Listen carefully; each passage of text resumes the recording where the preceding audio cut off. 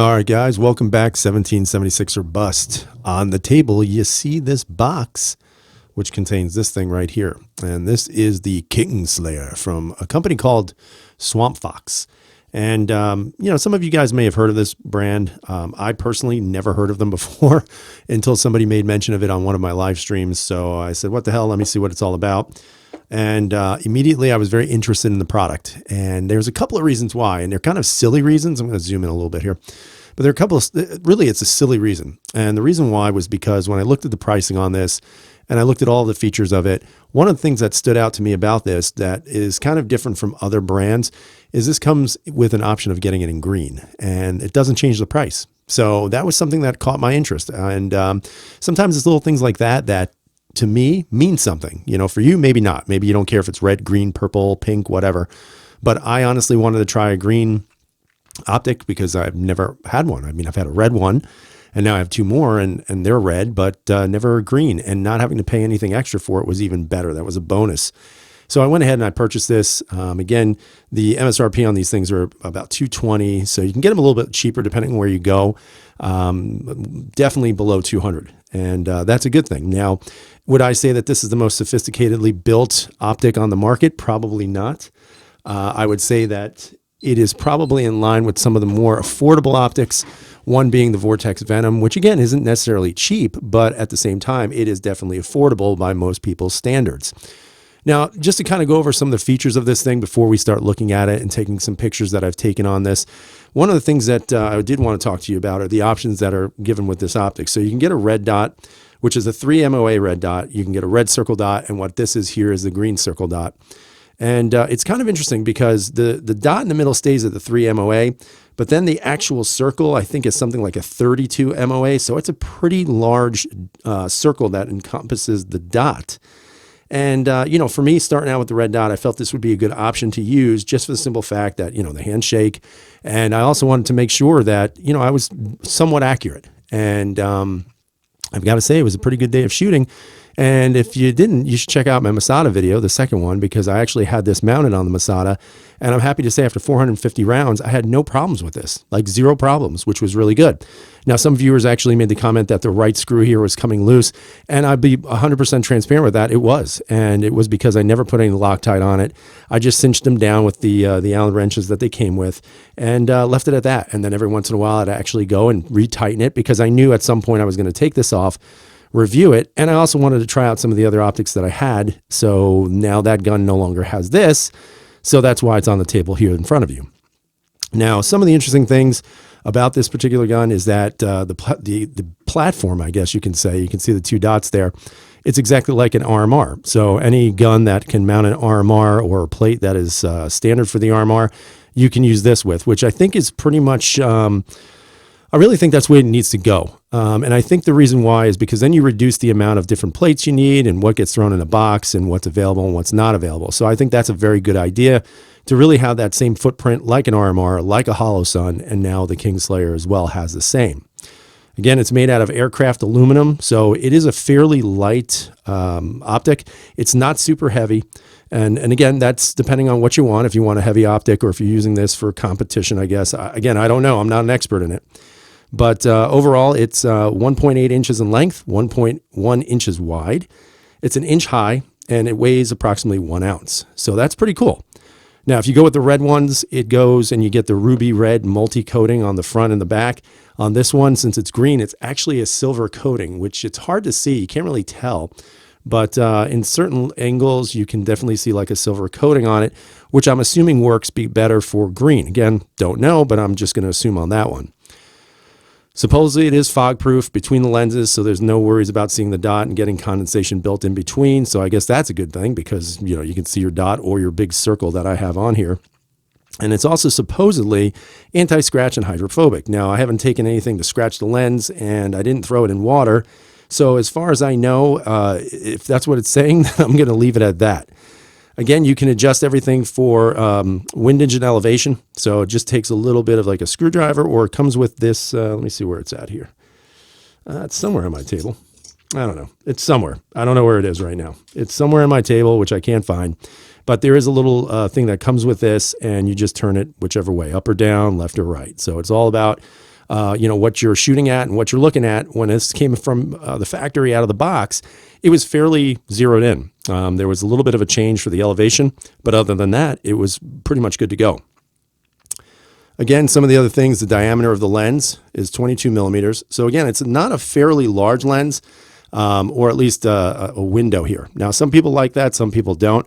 I will tell you what I did notice with the circle dot is the circle dot really takes up a lot of the window. So if you're looking for pinpoint accuracy, this definitely is not going to be the one you want. However, I'm not looking for that. I'm looking to make shots on target in a quick fashion with, really not even having to worry about it or look at it. It's just basically point and shoot. And in this case, this worked phenomenally well.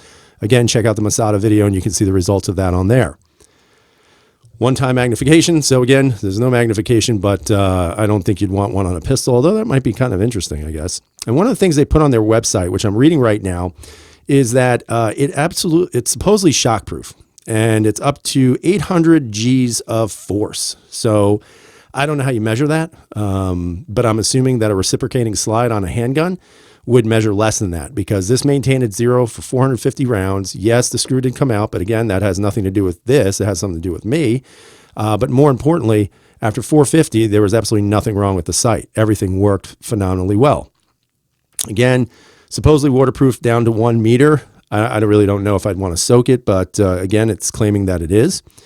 And here is probably, and this is where it gets a little dicey. So one of the things that I did notice, and hold on one second, I'm going to grab something. So one of the things that I think a lot of people like on red dots is the fact of the time, the amount of time that you're going to get in operation with the red dot. So this is, I think, where this one kind of falls very short. And I'm going to tell you, it's probably my biggest complaint.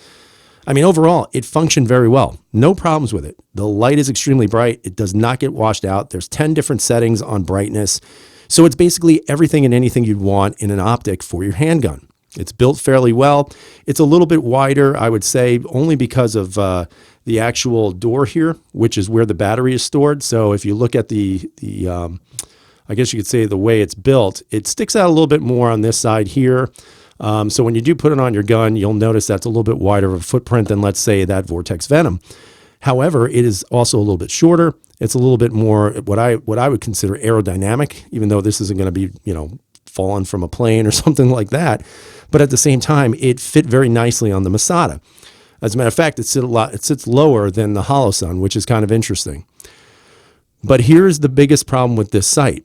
It's the amount of battery life. And, right now, again, I know this is kind of an entry optic for them. And from what I've been told by the company, they're actually going to be coming out with some newer models that are going to be pretty much running up and down against the RMRs and the Holosuns of the world, which I think is excellent, because I think right now this is a pretty solid offering. But the battery life is only 1,500 hours. Now, again, that's through constant use. Obviously, again, if you're leaving this on forever, I could see it running down very quickly.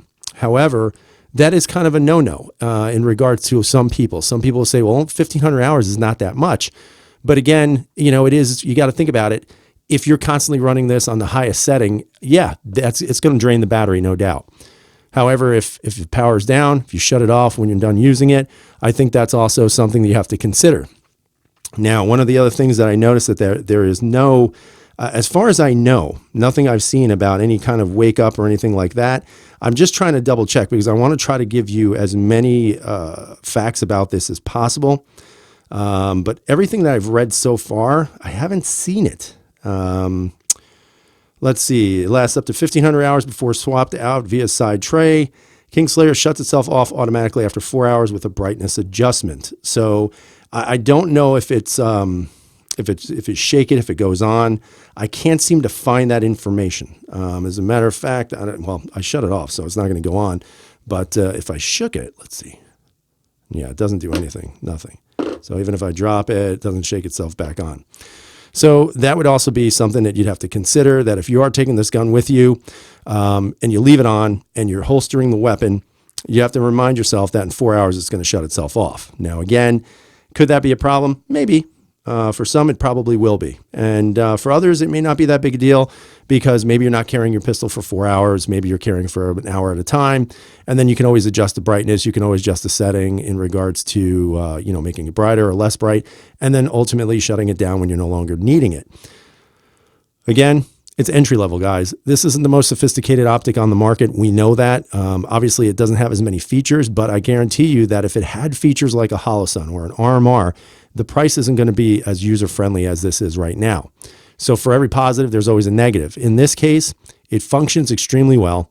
It kept it zero after 400 plus rounds. Again, everything looked good. The brightness on it is fantastic. As a matter of fact, I'm going to show you a picture right now.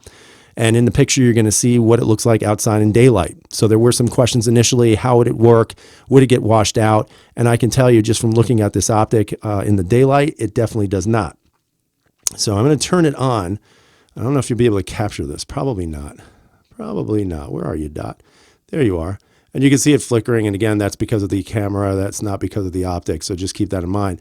But you can see it's a fairly sizable circle dot. And I like that. For a guy like me, it works really well. And, brightness setting wise, I'm going to turn this bad boy all the way up. There we go. And I'm going to see if I can lay it on this box so you can see it without my hand shaking like crazy. But as you can see, let me zoom in. Let's have some fun. Let's zoom in a little bit on this. So there you go. That's the optic, and that's its brightest setting. So you guys, I'm telling you right now, I have super bright lights on. Again, if I turn it right into one of my LED lights, it's going to wash it out. Let me see. It washes it out. You can make a little bit of the green still, but, I don't think anybody's going to directly be looking into the sun with their optic. However, I point it to the left or to the right. It is extremely bright, just like you saw on camera here. Again, it's a really nice, solid looking optic. I would say that if you're in the business or looking for something to basically just use on your handgun, maybe it's a target gun. And yes, even if it is a carry gun, but you want to be able to get something that's affordable, something that comes with some good options here like this.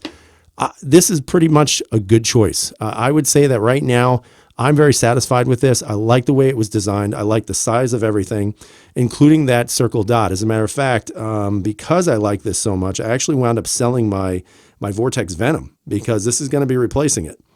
And so far, so good. I'm very impressed with SWAMPFOX. I'm hoping they come out with a newer line that really challenges the 507s of the world, the 508T, and of course the RMRs. Because if they do that and it's built as well as this, and it functions as well as this one did, I think we have a new competitor. And I think that's great because the more competitors we have in the market, the better prices get for everybody and the more options we have. So I'd love to hear what you have to say about the KINGSLAYER, if you have any experience with it or not. If you would consider buying it as maybe your first entry-level optic, I think it's a very good choice. Again, not being sponsored or bribed by KINGSLAYER or SWAMPFOX. I'm just telling you what I found on it. Everything looks really nice. The packaging is fantastic. If you're into packaging, which I don't think anybody really is, but it comes with what you need. So let me know down below in the comments what you think. I think this is a fairly good option and I would highly recommend it. Hope you guys have a great day. Stay safe. And as always, everyone, freedom is never free.